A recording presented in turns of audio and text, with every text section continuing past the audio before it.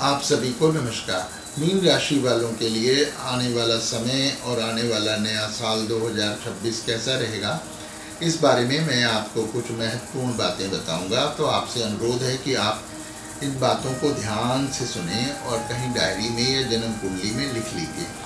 आप सबको ज्ञात होगा कि 30 मार्च 2025 से जब शनि मीन राशि में गोचर में प्रवेश किया था, तो इस समय मीन राशि वालों को शनि की मध्य साढ़े साती चल रही है, मिडिल साढ़े साती, और ये साढ़े साती अभी 2 जून 2027 तक निरंतर रहेगी। उसके बाद में 12 अक्टूबर 2027 से 28 फरवरी 2028 तक फिर से ये मध्य साढ़े साती चलेगी। तो इस समय में मध्य साढ़े साती के दौरान आप सभी को चौकन्ना रहने, सावधान रहने की ज़रूरत है। नंबर 1 तो बात यह है कि आप लोग किसी भी नए बिजनेस में या काम में इन्वेस्टमेंट मत करिएगा। इस समय में व्यक्ति के साथ में धोखा होता है या गलत निर्णय हो जाते हैं, जिसके कारण फाइनेंशियल नुकसान होता है। आपका जो जॉब, व्यवसाय, बिजनेस चल रहा है, उसी को आप बेटर करिए, उसी को आगे बढ़ाइए, उसी में मेहनत करिए, लेकिन ऐसी सभी चीज़ों से दूर रहिए जिसमें रिस्क फैक्टर इन्वॉल्व है, अन्यथा आपको नुकसान होगा। पर अपने काम, अपने प्रोफेशन से के साथ साथ आप सबको अपनी फैमिली लाइफ पे ज़्यादा ध्यान देना है। मेरे अनुभव से इस समय में फैमिली लाइफ में काफ़ी डिस्टर्बेंस आते हैं। इवन पति पत्नी में आपस में डिफरेंसेस होना और आर्ग्यूमेंट्स होना, कलह रहना, तो ओवरऑल स्ट्रेसफुल एटमॉस्फेयर रहता है घर का। तो ये अच्छी बात नहीं है। आप अपने घर के सभी सदस्य, अपने पेरेंट्स, अपने सिबलिंग्स, अपने फैमिली, सभी के साथ मिलजुल कर चलिए और पेशेंस रखिए। इस समय में अपनी हेल्थ पर पूरा ध्यान दीजिए। शनि हालांकि इस समय मेरे अनुभव से कोई बड़ी बीमारी तो नहीं देता, लेकिन छोटी छोटी बीमारियां बार बार थोड़े थोड़े समय पे जल्दी आती रहती हैं, तो जिससे व्यक्ति को बार बार डॉक्टर के पास जाना पड़ता है।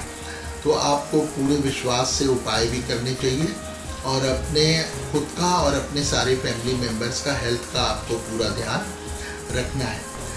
मीन राशि के स्वामी तो बृहस्पति देव होते हैं, लेकिन जो इस समय शनि की मध्य साढ़े साती है, इसके लिए आपको हनुमान जी की और शिवलिंग की पूजा करना बहुत ज़्यादा शुभ रहता है। एवं गायत्री मंत्र का जप करना मीन राशि वालों के लिए हमेशा फायदेमंद रहता है। अगर संभव हो तो आप अब पूरी विधि से, श्रद्धा से शनिवार का व्रत रखिए। शनिवार के 33 व्रत रखे जाते हैं, जो पूरी विधि से करने होते हैं निरंतर, तो उसका बहुत ज़्यादा फायदा मिलता है। इस समय में आप दूर की यात्राएं करने से और ख़ासकर हवाई यात्राएं करने से बचिए। उसमें आपको या तो यात्राएं बेकार रहेंगी, निरर्थक रहेंगी। तो जब तक बहुत ज़रूरी ना हो, जो चीज़ें बहुत ज़रूरी हैं तो वो तो करनी है, पर अब अदरवाइज़ आप अपने से रिस्क बिल्कुल भी मत लीजिए इस समय। साथ में आपको अगर आप प्रतिदिन मंदिर जा सकें तो बहुत अच्छा रहेगा कि किसी भी मंदिर में जाएं और हनुमान जी की वहाँ पर विधि से पूजा करते रहें, तो इससे आपको फ़ायदा मिलेगा। मीन राशि के लोगों के लिए जो मैंने बताया शनि की साढ़े साती है, उनके लिए बृहस्पति भी अच्छा नहीं चल रहा है।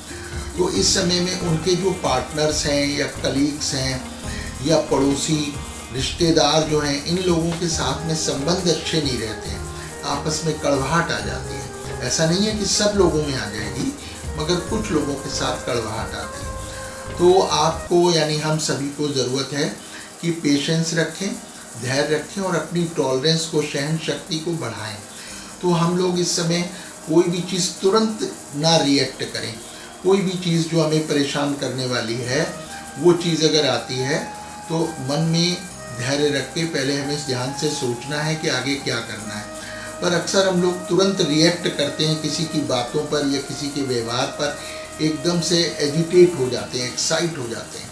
तो इस चीज़ पे आपको बहुत कंट्रोल रखना है, नहीं तो रिश्ते जो बहुत मुश्किल से बनते हैं वो बिगड़ जाएंगे और उसमें डेफिनेटली हम सबका नुकसान ही होता है। तो अपने माइंड को कूल रखना है, पेशेंस रखनी है। पीपल पेड़ पे रात्रि में रोज दीपक जलाना है, लघु शनि स्तोत्र पढ़ना है, मेडिटेशन चाहे आप 5 मिनट करें, 2 मिनट करें, शांति से मेडिटेशन जरूर करना चाहिए, बहुत लाभदायक रहता है इस समय। और इसके अलावा गाय को, कुत्ते को और कौवे को, इनको प्रतिदिन भोजन देते रहना चाहिए। डेली जैसे हम लोगों को भोजन चाहिए, तो इनको भोजन देने से भी हमारे कष्ट कम होते हैं, हमारी परेशानियां कम होती हैं, इसमें कोई संदेह की बात नहीं। और अपने माइंड को हमें फोकस करना है वर्तमान काम पे। जो काम हम जिस समय कर रहे हैं, हमारा माइंड यानी ध्यान पूरा उस समय वहाँ होना चाहिए।